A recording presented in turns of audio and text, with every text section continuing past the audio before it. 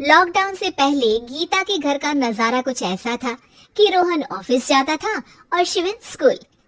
जिनके घर से जाने के बाद गीता काम खत्म करके बाकी समय आराम करती थी।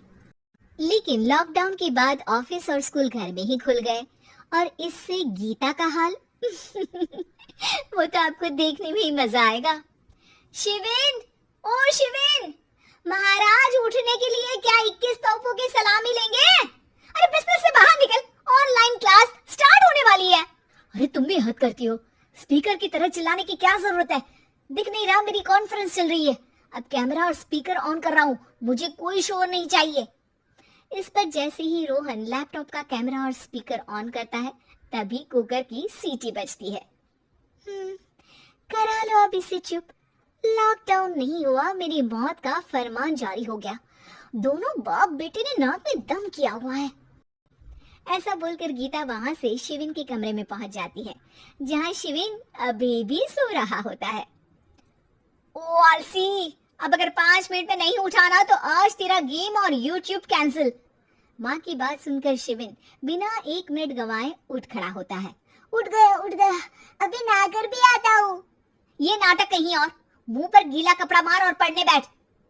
शिविन की ऑनलाइन क्लास स्टार्ट हो जाती है, जिस पर गीता उसे वहां बिठाकर रसोई में चली जाती है। थोड़ी देर में उसे कमरे से कुछ आवाज सुनाई देती है, जिसे सुनकर वो कमरे में वापस आती है। हाय राम, तुझे क्लास अटेंड करने के लिए बोला था, कैमरा ऑफ करके बिस्तर पर नाचने के लिए नहीं बोला था।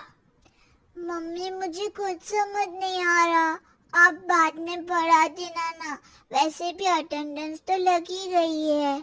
हाँ बेटा, जरूर बन जा, तो अभी से हम सबका बाप बन जा। अरे नहीं मतलब कहाँ से लाते हो इतना दिमाग, और पढ़ाई करते हुए ये चला कहाँ जाता है? नाइस क्वेश्चन, दिमाग से पूछकर बता दूंगा। शिविन की बातों से परेशान होकर गीता उसे मारने के लिए जैसे ही आगे बढ़ती है तभी वो कमरे से बाहर भाग जाता है। अब शिविन आगे और गीता हाथ में चप्पल पकड़े उसके पीछे पीछे पूरे घर में दोनों घूम रहे होते हैं।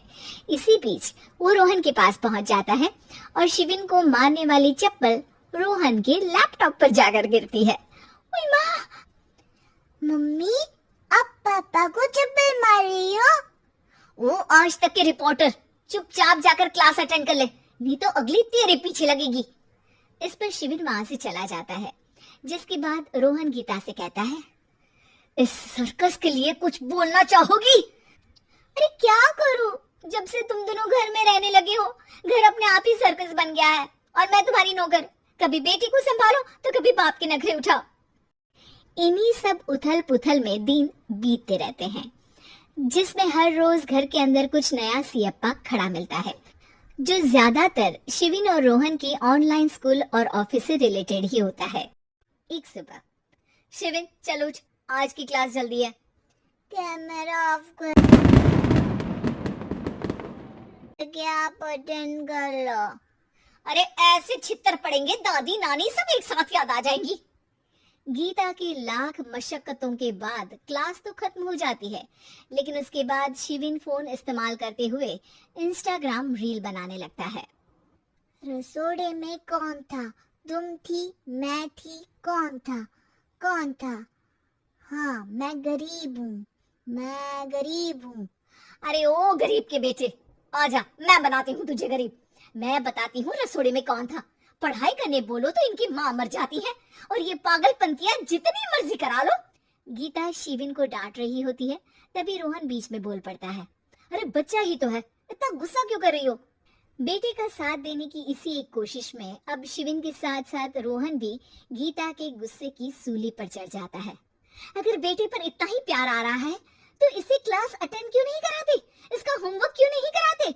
उस समय तो बहुत जल्दी मीटिंग आ जाती है, वो काम मैं करूं और यहाँ इस बेफिजूली की चीज में तरफदारी करके बन जाओ महान।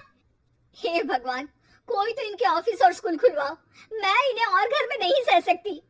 अरे कुछ और मांग लेती, क्योंकि तुम्हारी ये विश इस साल तो पूरी होने से रही, कोरोना। हाय नास बेटे ने जिंदगी ही बर्बाद कर दी। खाए कोई पचाए कोई, कल मुझे चुन चुन कर सबको मेरी बद्दुआ लगेगी। उन्होंने दुनिया का और इन बाप बेटे दोनों ने मेरा जीना मुश्किल कर दिया।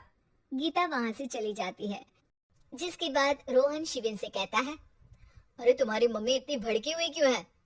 आपकी वजह से पूरा समय घर में रहते हो और उस पर कोई काम कराने की जगह बस ऑर्डर देते रहते हो। अच्छा बेटे, सारा इल्जाम मुझ पर? पूरा दिन तो वो तुम पर ही चिल्लाती है। हाँ, मतलब दोनों का 50-50 है, कुछ करना पड़ेगा। वो कहते ना, make the best out of worst. I have an idea. वैसे तुम्हारी माँ सही कहती है, बहुत जुबान चलाने लगे हो, कम बोला करो। अगली सुबह रोहन और शिविन अपनी गलती को सुधारने के लिए गीता के उठने से पहले घर का आधा काम खत्म कर देते हैं, जिसे देखकर गीता खुश हो जाती है और फिर बाकी बचा काम वो तीनों मिलकर पूरा कर लेते हैं। जिसके बाद अब वो सब मिल बांट कर हर काम में एक दूसरे की मदद करते हुए लॉकडाउन का मजा लेने लगते हैं।